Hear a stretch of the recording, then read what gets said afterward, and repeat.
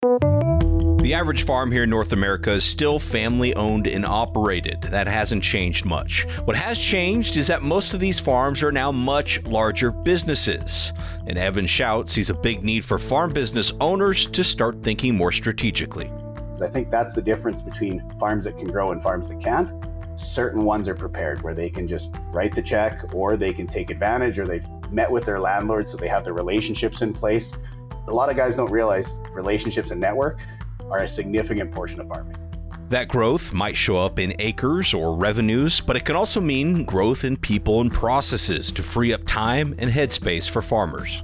Labor, as it is right now, human resources is one of the biggest risks we have in this industry, and we're not really doing anything to fix it.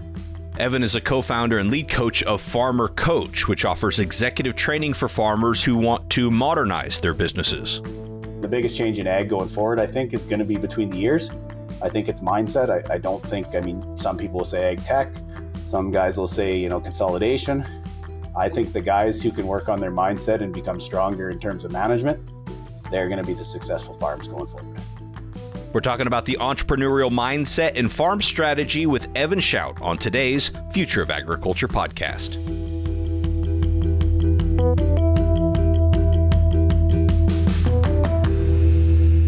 Hello, fellow ag nerd. Thank you so much for joining me for another episode of the Future of Agriculture. My name is Tim Hamrich, and every week you and I get to hear from the founders, farmers, innovators, and investors, the people shaping the future of the ag industry. Today's episode and every episode this quarter is brought to you by the Soy Checkoff. It takes more than hard work to move a commodity. It takes a strategic plan and farmer leaders like you to implement it. And that's your Soy Checkoff. Whether it's finding new markets for oil and meal, investing in production research to help get more from every acre, working with the supply chain to impact your bottom line. Having a sound plan delivers results, and you and your fellow soybean farmers are proving it through your Soy Checkoff. See all the ways your Soy Checkoff is moving soy forward for you at unitedsoybean.org. And be sure to stay tuned to the end of today's episode for a fascinating spotlight segment with Mac Marshall. Really enjoyable guy to talk to. He's the Vice President of Market Intelligence for the United Soybean Board. We talk a little commodity level strategy after this great conversation with Evan about farm management strategy. And thank you once again to the Soy Checkoff for supporting agricultural innovation and the Future of Agriculture podcast. All right, now back to today's episode with Evan Shout. I had the privilege of hosting Evan's business partner, Kristjan Hebert, on the show last year, back in episodes 302 and 303. These were very popular episodes, and the interview was so rich, I ended up splitting it into two different episodes from the same interview, which I almost never do. But they're very popular, talking about farm strategy and farm operating systems. We're going to follow up on that content with today's episode, where Evan's going to talk about the entrepreneurial mindset and how to apply that mindset to running a modern farm business. We get into a lot of interesting stuff here today. Evan is the president and co-founder of Maverick Ag, a business consulting and risk management firm in Western Canada. He also sits as president, co-founder, and lead coach at Farmer Coach, an education and coaching program for primary producers both in Canada and the U.S. These organizations fall under the Hebert Group of Companies, which also includes Hebert Grain Ventures, a 30,000-acre grain and oilseed operation in southeast Saskatchewan, where Evan serves as the chief financial officer. And I kick off our conversation right there by asking Evan if he always knew growing up on a farm that he was destined to be a farm CFO. Honestly, growing up, I was one of the farms that probably needed a CFO, to tell you the truth. So grew up on a small family farm, went to university, did the public accounting thing for a decade. And honestly, until I came across and started working for Kristjan, it didn't quite become clear. This different side of agriculture, I guess you could call it, is the financial, the size of the farms, the consolidation of acres. I think it just kind of fell into my lap, to tell you the truth. Call it a lucky story or whatever you want to call it. It's when I left public accounting, I didn't think I'd be doing what I'm doing today. Huh. What did you think you'd be doing? I thought I'd be doing projection and numbers for the rest of my life. So let's call it sitting at a desk and looking at spreadsheets. And it became very clear very quickly on the consulting side that guys, their numbers, they knew enough to be dangerous. But the real issues were more on the human resources, the entrepreneurial side. The massive growth in agriculture had just kind of got to guys quicker than they were ready for it. And that was probably the biggest surprise to me is I thought I was going to be a number cruncher. Yeah. Well, let's start there with setting a real clear idea of what a CFO is. I think there is a misconception a lot of people that a CFO is that a number cruncher, somebody in the spreadsheet, somebody making sure the accounting goes well. How do you define a true farm CFO? So I think, like you said, the CFO thing's been a bit misguided, and I think oftentimes it's mixed in with controller. And in a lot of businesses and other industries, a controller is the bookkeeper, reconciles the numbers, does projections. That's kind of the role that I think most people think I probably do for most farms.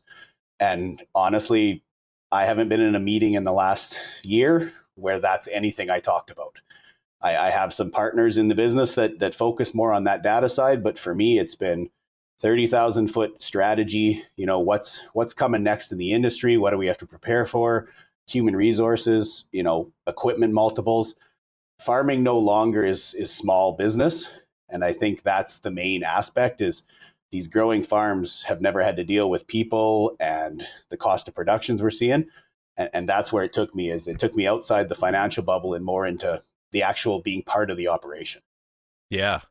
And I know your business partner, Kristjan Hebert, he was on the show back in episode 302 and 303. He's a visionary, so he's really thinking big picture too. How do you kind of divvy up who thinks about what or who approaches what, or how does that sort of partnership work? So I think probably the easiest way to make it clear is if anybody's heard of Colby, it's a behavior tool that a lot of businesses use. It's kind of based on your attitudes, your behaviors, how you function day to day. For Kristjan, he's more of, like you said, he's the visionary. He's got a lot of big time thoughts and they come at him really quick. I'm more of a sit down and implement and, find the data. Takes me probably a week to figure out what he can figure out in a couple hours, but I'll make sure that it's implemented and created for the business. So that's more my strength, is actually creating his ideas and bringing them to life. Right. Yeah, and in that episode with Kristjan, I talked to him about how he knew he needed to scale the business to the point where he could afford someone like you. But I also, the skeptical side of me says, no, wait a minute. Evan's got a farm background, public accounting background. He's a strategic thinker. He's ambitious, and he's like available. That sounds like kind of a unicorn as well. I mean, is it realistic that other farms could do what Kristjan did, which is scale to the point where they could afford someone like you, but then actually find someone like you? I'd like to say it's not ego, but I'm going to say they're few and far between. Right. No, they are. Yeah, absolutely. Yeah, obviously, when I left public accounting, I like to call myself a recovering accountant. I was the guy that sat at the desk and focused on the numbers and didn't see the vision. 3 years working with Kristjan, obviously, I've been fed a lot of that 30,000 foot talk, and it's opened my mind more to entrepreneurship. I mean, I've taken courses like Strategic Coach out of Toronto. It was kind of one of my prerequisites. Kristjan wanted me to attend it to get kind of my bad habits of number crunching out of my head and look more at operations from an entrepreneurial standpoint, which, it's been a lot more fun and it's a lot more interesting from that side of the business. Yeah. Yeah. And Kristjan, I remember talked about Strategic Coach when him and I were talking. Now, you guys have launched Farmer Coach. Is that Strategic Coach, but with a farm emphasis? It's got a little bit of a mix. So we wanted to bring the entrepreneur mindset into agriculture, which is just, first of all, realizing that every farmer is an entrepreneur. They have their own business. They built it up. They have created structure. That's what they've done. They just didn't realize it. So that was part of what we got from Strategic Coach, was just getting that mindset across to producers. The second part was Kristjan attended TPAT back in 2009, and that's the Texas A&M course in the US. And I think it brought a lot of processes and business structure to a farm. And obviously, we always have the conversation on family farms. We like the lifestyle, and that's the main focus. And I think with the growth of farms and the change of the industry, it's forced guys to become a business. So we wanted to bring that TPAP style of training also into the program. So you get a little bit of both. You get the mindset and the visionary speech, but you also get the education of, the financials, the human resource processes, all those things that you probably didn't get going to university for agriculture. Right. Well, let's do a quick hypothetical here, and let's say that I'm a farmer, and Missouri. I, inherited 500 acres that we own. I've been really trying to get out and rent more land. I've got a little bit of land that I rent, been trying to get more land. But, on one hand, I'm barely making enough for me and my wife, so I can't really afford to hire anybody. Land doesn't seem to be coming available. The best thing in my mind that I can do is just like produce as many bushels per acre as I can with as little cost as I can. And that's just enveloped my, kind of consumed my mindset. How might somebody like that, benefit from something like Farmer Coach? So I think the main point there is, and you're not incorrect, there's a significant amount of the industry that's the thought process, right? The margins have got tighter. Let's pull back. Let's protect our cost of production. Let's, live year to year. And I think the biggest thing is, as farmers, we only get so many years at this. We only get to turn our inventory once a year, which gives us very little time to actually take advantage. So it's more, we have to get the focus away from costs, first of all, and more to return on investment. So what are we actually getting back? So if I spend 20 hours a day in a tractor, am I missing out on marketing? Am I missing out on the strategic planning or getting the debt in the position that I can expand if an opportunity came up? So it's first of all figuring out that unique ability of what am I good at? Because putting someone in a tractor today with the amount of technology we have, that's not the hardest job on the farm. The hardest job on the farm is sitting and figuring out the strategy. And like you said, where do we go from here? If we're just making ends meet, how can we actually create more revenue so that we have the ability to grow? And through growth, hiring good people and having them do their unique abilities, it's kind of a compounding effect, right? And strategy is a word I think everybody loves to use, but sometimes it could be a little vague about like what that looks like in practice. Is there an example you could share of like somebody who really brought strategy into their farm business and how it shaped it over time?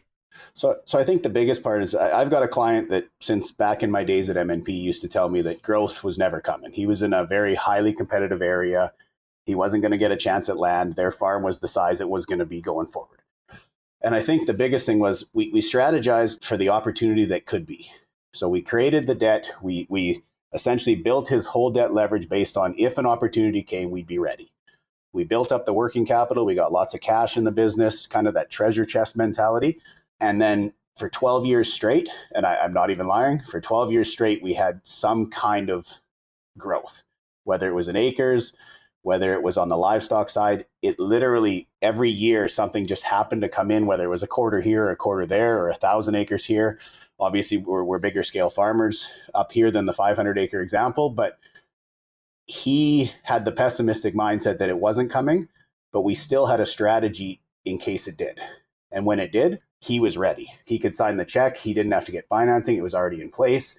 It's that mentality of being prepared for opportunities, because I think that's the difference between farms that can grow and farms that can't. Certain ones are prepared where they can just write the check, or they can take advantage, or they've met with their landlord, so they have the relationships in place. A lot of guys don't realize relationships and network are a significant portion of farming. Yeah. Yeah, I think, we hear the expression a lot, like you create your own luck. And I do think that's true, but a lot of times people reduce that to mean just like, if you're working hard, you're creating your own luck. That's part of it, but another part of it is like putting yourself in a position to be lucky. And I think that's what we're talking about here. And so with that strategic planning process, how much are you advising farmer clients to spend, how much time in that kind of strategic planning process? So I think that's going to be dependent on the size of the farm, obviously, to start with. If you're a smaller farm and you're just got to get the work in, and like you said, you don't have the ability to have the staff, it's going to be limited. Now, that's not to say I don't want you to sit down once a quarter and go through, what are the goals for this quarter? What are we trying to achieve? What's the strategy? Because I think that's important in any business, not just farming. The larger scale farms, I think what the biggest shift has been, guys are starting to act like CEOs. So the CEO does not work on the manufacturing floor. He's not turning bolts, right? So it's that mentality is probably the hardest one to change in farms, because I think that's what they grew up with. How much time I spend in the tractor, in the dirt, that was considered success. How many hours I can put in a week. And that mentality for a lot of the growing farms has been the biggest change, is that they see that as the CEO or as the owner of that business, their job has to be to have the strategy and the visionary. Like you said, you talked to Kristjan about it. They had to shift that mindset away from operations and more into big picture. Right. And Can that happen at all different scales, or is there a certain threshold you kind of need to hit where it's like, all right, you have enough people doing some of the day-to-day that you can actually open yourself up for that? So I think I'll go back to the coaching program. So we got farms from anywhere 700 acres to 20,000. They're all in the same groups. They have those discussions. And I mean, the first session, we make you sit down and tell us what does 10 years look like on your farm? And for a lot of guys, that's the hardest part of the whole course is you tell me what 10 years ahead looks like or what you want it to look like. Most guys have never thought that far out. And if they have, they never wrote it down. It doesn't matter if you're 700 acres or 20,000. That has to be down on paper for you to actually achieve it. And I mean, we can go into the entrepreneur discussions on goal setting, but when you write it down, it becomes real. And then from that 10 years, okay, to get there, what does 3 years look like? What does 1 year look like? And then what does each quarter, what do I have to achieve in the next 4 months to hit that 1 year plan that's going to hit my 10-year plan? And that doesn't matter on size of farm. That can be personal goals too. I mean, let's say you're working 3,000 hours a year on the farm. You're probably not spending a lot of time with your kids and your wife. Maybe that's the goal, because the goal doesn't always have to be growth. The goal can be personal, freedom of time. We like to use freedom of time as our number one metric of, are you actually stuck in the business, or are you able to, enjoy the lifestyle that we always say is so good with agriculture? In order to have it, you have to enjoy it. So maybe that's the goal. Maybe the goal in 10 years is to be able to spend 500 hours away from the farm with your family. Well, what do we have to do to get you there? No, I think that's a really good point. Doesn't always have to be the acreage growth. And you also bring up a good point that I've experienced firsthand, which is it's not always so easy to have a vision of where you want to be in 10 years. You could say like, okay, I'm farming, back to the example, I'm farming 500 now. If I was farming 1,500, then maybe I could actually hire somebody. So I'd like to triple in the next 10 years. But at the same time, I think maybe there's a tendency to just say that because it would sound good if you were able to say that rather than really thinking through the lifestyle. So I like what you said there about maybe it's like, I don't spend near enough time with my kids. And so what do I need to do to make that happen? That's a good starting place. Yeah, and I think that was also one of the surprises we had is I assumed it would be an acre goal. Obviously, I work at Hebert Grain Ventures, and that's always been one of our goals was size, and it just happens to come, and people's the other goal we have. So I made the assumption going into the program that would be one of them. And honestly, most of the guys in the program, it's not. Some of them want to diversify. Some of them want human resources. I've got lots of guys that have hired guys since they started because they never knew what they were missing out until we actually started talking about it, right?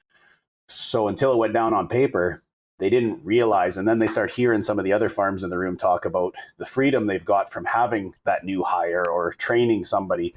And all of a sudden it clicked and they're like, well, I can do this. I just have to put a focus on it. And I've been so busy in the business that I've never actually had that thought, or else I've never acted on it, right? And I know Farmer Coach has a number of mentors. Do those mentors essentially serve the CFO role for the farmers that they're mentoring? Is that a little bit of what they do, is kind of like that, having that somebody strategic looking at your problems and working through them with you?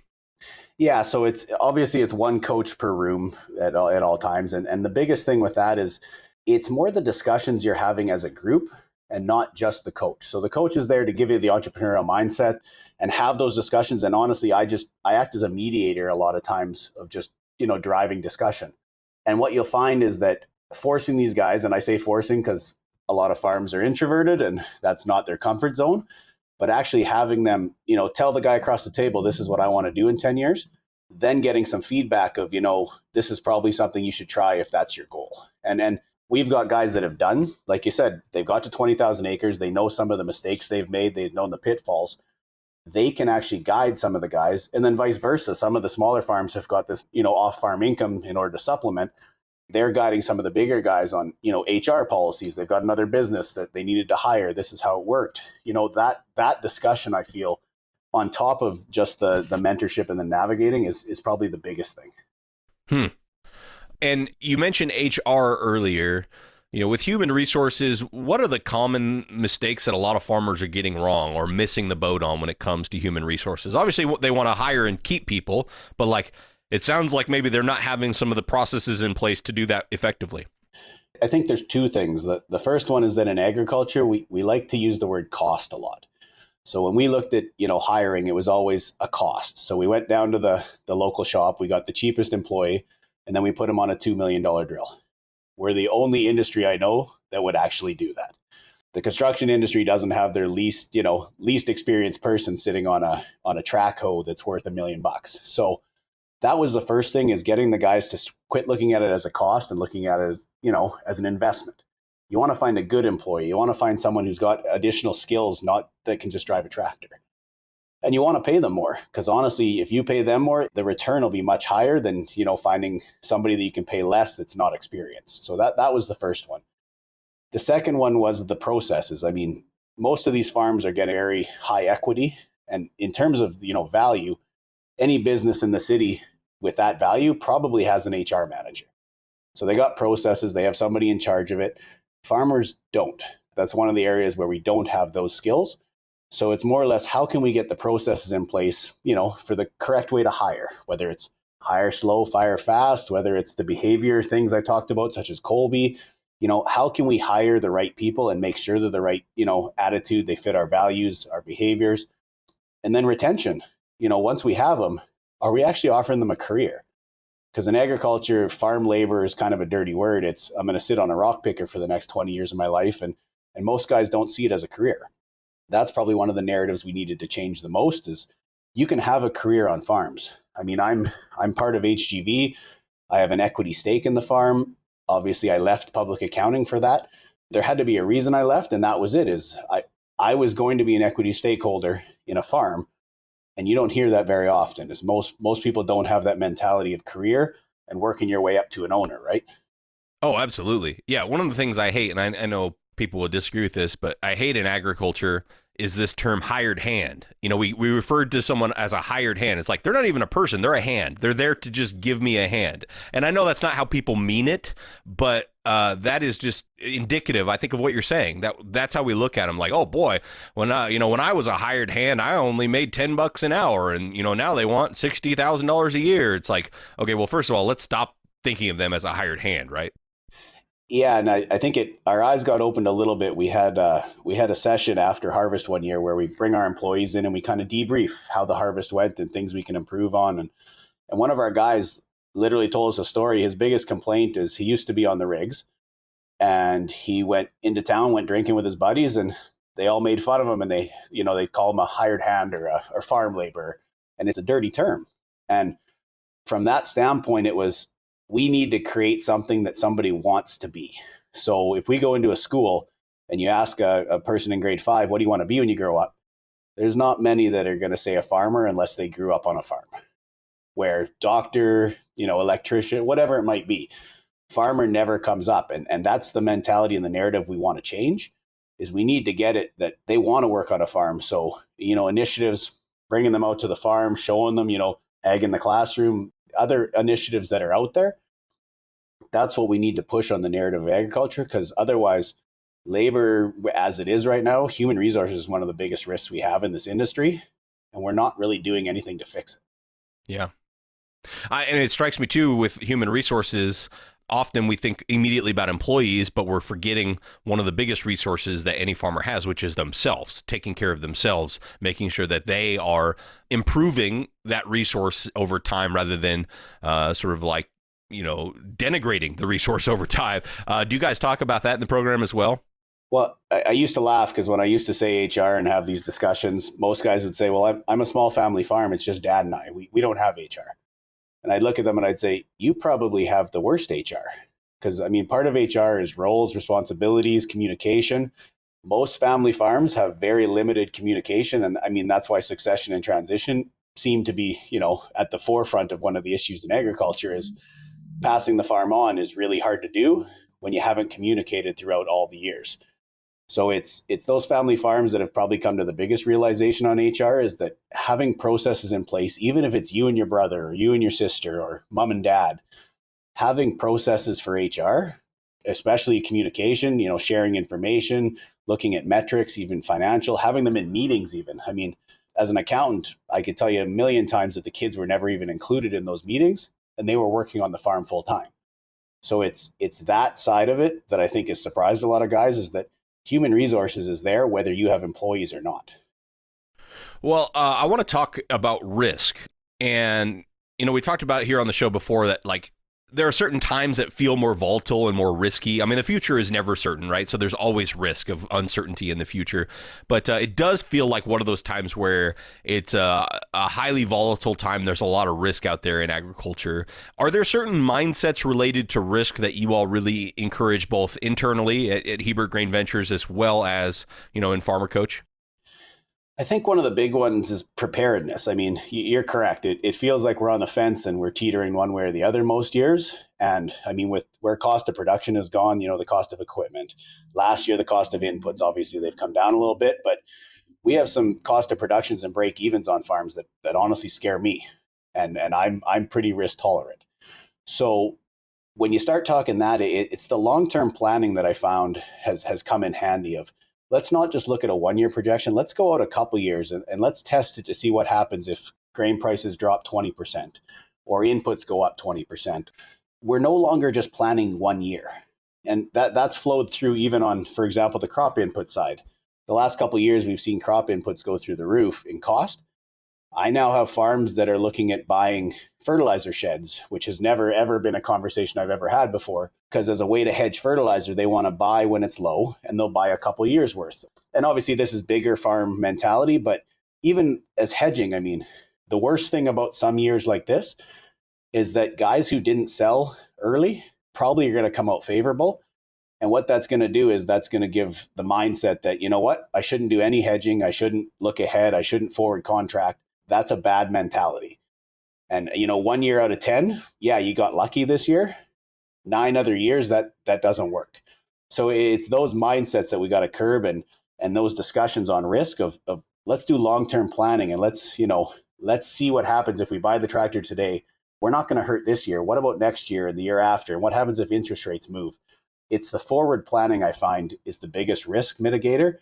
And then whatever we can't mitigate, then we start looking at insurance and other products of, okay, how do we get rid of the remainder of risk that might actually hurt us? Yeah. And who should be involved in those conversations? I think for a lot of farmers, obviously, any stakeholder in the farm, you already mentioned, like get the kids involved for one, but also a lot of farms never thought about bringing in a coach or really integrating people like their attorney or their accountant into these conversations. I mean, is it important for all those people to sort of be involved in those discussions? So I'm a huge advocate of advisory boards, as well as peer groups, obviously. But for me, advisory boards are a huge source of information for people. The other thing it does is you put all the experts in a room together, probably lowers some bills because everybody's on the same page. You're not having to relay information differently to different, professionals out there. So once a year, most of my farms will sit down with their lawyers, accountants, myself, the ownership, any of the main management in the farm, and do exactly as you said. We'll go over the interest terms. We'll go over the bank, what's coming due next year. We'll go over the tax because obviously tax is still a question that has to be answered throughout the year. And then we'll go over operations, what's working, what's not working, because I would rather have 5 professionals in a room, each giving their opinion on their specialty, than that farmer meeting with the 5 professionals separately and trying to relay the information back and forth. Plus, it creates more of a team environment, which when I started, obviously, the accountants of a lot of farms were a little nervous about, what was I taking over? Because their view was CFO, I'm going to do all the accounting and lower their fees. And that wasn't the objective. The objective was for me to be the internal, them to be the external, and to work together to put them in the right place. Yeah, that makes a ton of sense. Well, I know probably from your public accounting days, you saw a lot of businesses outside of agriculture. And I've heard you talk about there's a lot of things those other businesses are doing, guys, that we probably should be adopting here in agriculture. And I know those might include things like, daily, weekly, monthly scorecards or financial statements. I guess my question with that is, are most farms in a position to actually react on that kind of real-time scale? And maybe if you could give an example of, hey, if you knew what your scorecard was, maybe you could do X, Y, or Z. So I would say no. I mean, we're in the circumstance now where I've seen enough farms that real-time data, first of all, to get it, second, to make sure it's accurate and make sure everybody on your team sees it, we're not in that position. I mean, we've got probably more data in agriculture than any other industry I've seen, but a lot of guys don't know how to access it, use it, put it together, and get the usable data out of it. I mean, even for our farm, the first couple of years I was here, we were trying to get through of how we'd mitigate that and how we'd get the data. And finally, about a year and a half ago, we started doing scorecards. So every week, myself and Kristjan and our leadership team sits down, and we have about 15 to 20 metrics that we want to see every week. So whether that's hours worked for our team to make sure there's not burnout, or, we're not over, that's the bank balance. Do we actually have cash in the account? What bills are coming due in the next couple of weeks, even down to the point of, our repair bill. So you wouldn't think it's a big metric, but the cost of that much equipment on a farm, we're getting to the point where if there's a big expense here and there, we want to know about it. And the other thing is small tools. I mean, I can tell you the one wrench that every farm is missing, it's the 9/16, because every one of our tractor cabs didn't have one for a while. So we've got it down to where we're tracking small tools, because that measure matters. And that's a team function. That's a performance function of, you're in charge of your toolkit. Everything needs to be back in there. And we even go as far as auditing those. So it's those metrics every week that we see. And then we do monthly financial statements. We compare them to budget. Like it's those different real-time data things that we can add that allow us to track, because most farms get their statements 2 to 3 months after year end. They've already made all their decisions by that point. I mean, if they're going to trade equipment, it's going to be in the fall. They're going to make that decision without knowing their financial data. And then all of a sudden they get it in March and say, oh, we were a little tighter than I thought we were. We shouldn't have done that deal. Well, we know ahead of time where we're sitting, when and if we do that deal. Plus, I probably have 3 years of data showing what happens if we do that deal. So it's the ability to have that information in front of you that, honestly, there's not a lot of decisions we have to make on the farm, because most of them are right in front of us. They're already made. We already have the data showing. Well, we talked about kind of the entrepreneurial mindset here that you all are implementing in your operation, and also helping other farmers implement in theirs. We talked about risk. We talked about HR and kind of strategic planning. Is there any other aspect to that mindset that haven't got us to that we really need to address here? I don't think those are probably the main ones, Tim. I mean, you can go into the financial side all you want, but I don't want to bore your listeners. And I mean, we can go into the machinery side. As we've got lots of metrics of, how much machinery per acre, those kind of discussions. And that's what I love about the farmer coach side, is you get all those perspectives. And I've got guys who are doing 11,000 acres with one drill, and I got guys who are doing 3,000 acres with the same size drill. It's how you want your farm set up, and that's going to dictate your costs and everything else. So, I mean, there's a million different measures, and there's a million different ways we can strategize over a farm. I like the 30,000 foot picture, because to me, changing the operations, I mean, the biggest change in ag going forward, I think, is going to be between the years. I think it's mindset. I don't think, some people will say ag tech. Some guys will say, consolidation. I think the guys who can work on their mindset and become stronger in terms of management, they're going to be the successful farms going forward. All right. Well, thought-provoking point to end on right there.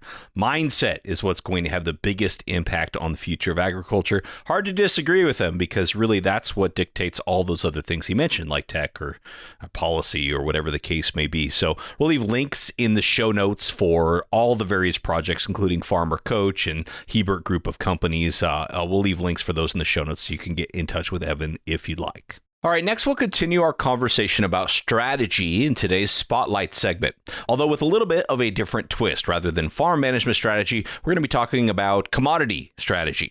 Mac Marshall is the Vice President of Market Intelligence for the United Soybean Board, where his job as part of the strategy team is to best position farmer leaders and directors to have the best information for making strategic decisions that are going to determine the fate of the soybean industry for years to come. He studied economics as an undergrad and started his career with the U.S. Bureau of Labor Statistics, where he covered livestock, meat, cotton, and consumer packaged goods. This background in economics and commodities analysis led to a job with Monsanto in corporate strategy, then government relations before he joined the Soybean Board in 2020. He says the strategic decisions made by this farmer-led board have had major impacts on soybean farmers for decades, and shares some of the actions they're taking today to make sure the commodity continues to enjoy its demand and its distribution for years to come. One example, he says, is in the use of soy in renewable diesel. Just a little bit of history here. If we go back to the 90s, soy meal has historically always been the driver of value for soy, right? You crush soybeans, 80% of it is soybean meal, and roughly 20% is going to be the oil fraction. So the meal part's always been very, very important.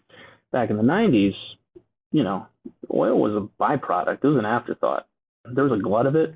And the question was, okay, well, what do we do with this? It's not devoid of use. Yes, it's got like food applications and everything, but that market's not big enough to absorb all of the oil that's being produced as we crush for meal.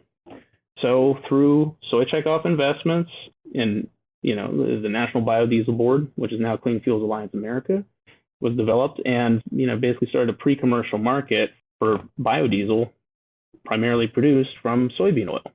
And I think what's really exciting about that is, that was a tremendous innovation that I think helps retain a lot of value for soy, right? Instead of being an afterthought and a byproduct that maybe doesn't have as much value, now that it's got a good usage channel with biodiesel, the appreciation of the value of oil is better understood by the market. And where we are today in 2023, and really been in this emerging position over the last couple of years, innovations beget other innovations. And the latest wave of innovation that we have, I'd say, in the soy and energy space is, what's happening with renewable diesel. So it's a fuel that's different from traditional biodiesel. It's, chemical equivalents to petroleum-based diesel, except that, over the whole life cycle of producing it, it has about 74% fewer emissions over the whole life cycle to get a gallon of renewable diesel than you would from petroleum-based diesel. And because rather than extracting oil out of the ground and refining it, you're growing it year after year after year. And you're still going through the refining process and everything, but it's that extraction piece that naturally emits a lot of carbon in the atmosphere that isn't happening when you're using soybean oil. So, seeing this new wave of innovation, certainly in renewable diesel, is incredibly exciting. It's led to a market reevaluation of oil. It's led to, midstream players in the value chain, namely soy crushers, to come together collectively across the crushing part of the value chain. There's a tremendous amount of new investment, over the last, year or two, plus the next couple of years in expanding crush in the United States. Not as much for meal, but for that oil. So it's an inversion in the market drivers relative to what we had back in the 90s. So all of this is incredibly exciting.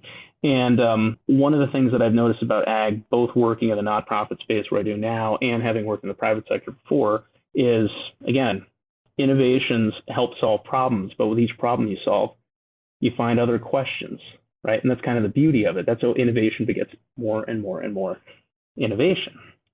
So now, as we crush more and more in the years to come for the oil, and we are going to have more meal production, that's going to spur on additional innovations for what we can do with that incremental meal produced. It's a high quality product, real gold standard as a protein source for animal agriculture. So, which is why, for last fall, I believe, we kicked off a second Soy Innovation Challenge with a focus on soybean meal, looking at existing uses and maybe ways to streamline that to drive additional inclusion, to utilize more soybean meal, to drive better animal performance through use of soy meal.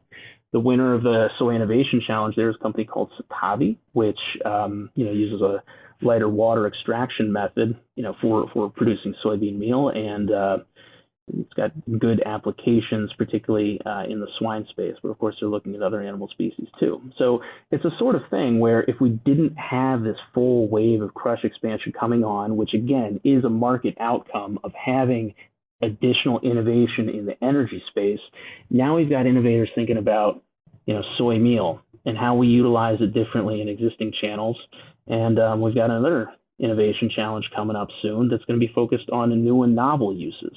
That's what's exciting. An ecosystem of innovation really is a virtuous circle, upward sloping spiral, whatever image you want to use, but it's something that really feeds itself. And I don't think I truly had an appreciation for that, or the I'd say full nexus of innovators that are out there working on this until I've stepped into this role. So it's really been eye-opening. Yeah, and one thing, that is certainly a key point here, I think, is that as you're growing more fuel through biodiesel or, low carbon fuels, you're also growing more food in the way of kind of this plant-based protein that either ends up in meat or dairy or somewhere else. And so I think a lot of people have the misconception that it's kind of one or the other. I'm really glad you said that. One thing that's really, I think, frustrating to me is when false dichotomies appear. And I'd say that the food versus fuel narrative is exactly that. It's a false dichotomy. It implies that it's an either or and mutually exclusive proposition. But, as you just outlined there, yes, more oil being used in the energy space. But what do you need to do to produce more of that oil? Well, you need to crush more beans. And you crush more beans, you have more soybean meal. What is soybean meal used for? Well, in the U.S., 97% of it goes into animal agriculture. So, like the average acre of soybeans in the United States, we call it 50 bushels an acre. That was close to our yield last year. That's basically what the average has been over the last couple of years. 50 bushels, it's 60 pounds a bushel. That's 3,000 pounds of soybeans. And, once you crush that, you can produce enough soybean oil to create 50 gallons of renewable diesel fuel. You can still have oil left over to meet 2 people's annual vegetable oil consumption in the United States.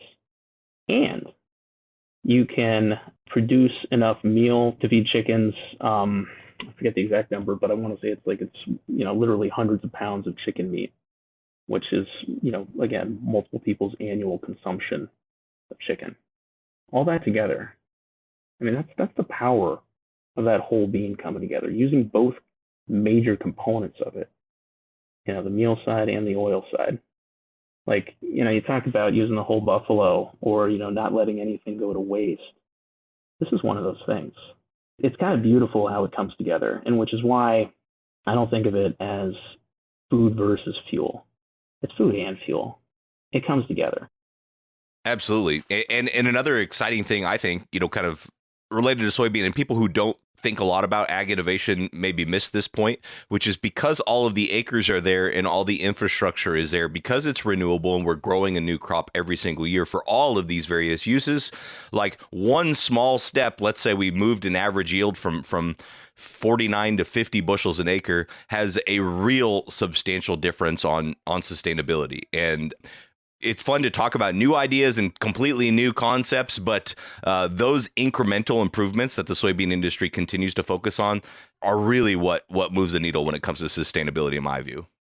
I'm glad you said that. It's a really important point because, in the United States, we're basically capped out on area that you can put under cultivation. Yes, we have some land in the Conservation Reserve Program, or CRP. It's about 20 million acres across the board. Just for reference, we grow 83.5 million acres of soybeans in 2023. But, that's less productive land. You can't treat it one-to-one with the most productive acre that you're going to have in the Corn Belt. So that continuous improvement is at the epicenter of American farming. Some years ago, I took my son to the John Deere facility up in Moline. And if you actually go to the corporate headquarters, it's not the pavilion, but the corporate headquarters, they've got this whole beautiful showroom, which is literally a timeline showing the whole history of innovation of John Deere, from moving from a horse-drawn plow all the way up to these, autonomous combines we have. It's absolutely staggering to see how much that has progressed, because people don't necessarily think about agriculture as a place where there's a hub of innovation. But, food security, the availability, the production, the efficiency of it, all of that is again, central to humanity. So these are things that have to be continuously innovated, because guess what? Mother Nature and some of the pressures that come from Mother Nature, such as invasive species, weeds, weather, drought, etc., all of that, nature always finds a way. Nature is also innovating too. So weeds may become more prominent. We have to think about other ways to, build a more resilient plant, or tools that can help enable that plant, to avoid that and continue to thrive. One thing as well on continuous improvement and efficiency of production. Again, we're capped out on area in the U.S. more or less.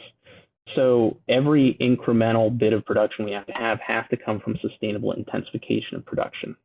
So since 1980, just, there's a couple metrics that are out there. Between 1980 and 2020, soybean production more than doubled in the United States. And over that time, farmers in the U.S. were able to reduce the volumes of inputs, in terms of water, emissions, fuel, land use, per bushel produced. This is all documented in, there's a field and market study, and they do some annual benchmarking on soy and a bunch of other crops to showcase this, right? So it's like if you're growing your units of output, but maybe staying stable on inputs or even decreasing on inputs, that's increasing efficiency, and you're really doing more with less. One way or another, you are doing more because it's through efficiency rather than bringing more land into production, which is, where we are now. If the whole goal is to build a more resilient economy and one that, has a greater focus on carbon sequestration, combating climate change, everything, you have to do it with the footprint that we have now. All right, well, I thought that summed up some of the challenges that lie ahead and some of the strategic initiatives on the part of the soy industry to rise to those challenges. A couple of things I did want to call out briefly before we close is, number one, Mac mentioned the Soy Innovation Challenge. And since I know a lot of you are either entrepreneurs or innovators or scientists or all the above, this is something you definitely want to be aware of and probably try to participate in the next time they have one. I'm going to leave a link to more information about this in the show notes so you can check that out and make sure you have that on your radar for whenever the opportunity arises next. Number two, another aspect of our conversation that didn't make the final edit, but I thought was really important to mention, is that Mac didn't come from an ag background. And he believes, and I of course agree with him, that we need to do more to attract people to this industry who didn't grow up on a farm and maybe don't have an interest in farming, but can contribute to agricultural innovation. He said that the future of innovation in this industry, the culture of innovation we have, depends on this ability to attract others from the outside. And I do think we sort of pay this lip service in agriculture a lot, but I know Mac is passionate about it, and I can't really point to a lot of tangible efforts that specifically focus on this area. So I want to thank him for mentioning it. I did want it to end up in the episode, and appreciate him kind of getting my wheels turning on that topic as well. All right, well, that's going to do it for today's episode. Thank you to Evan Schote and Mac Marshall for being on the show. Thank you to the Soy Checkoff for their support of agricultural innovation in this podcast. And last but certainly not least, thank you for your time and your attention. I never take it lightly. I'll be back next week with another story of ag innovation.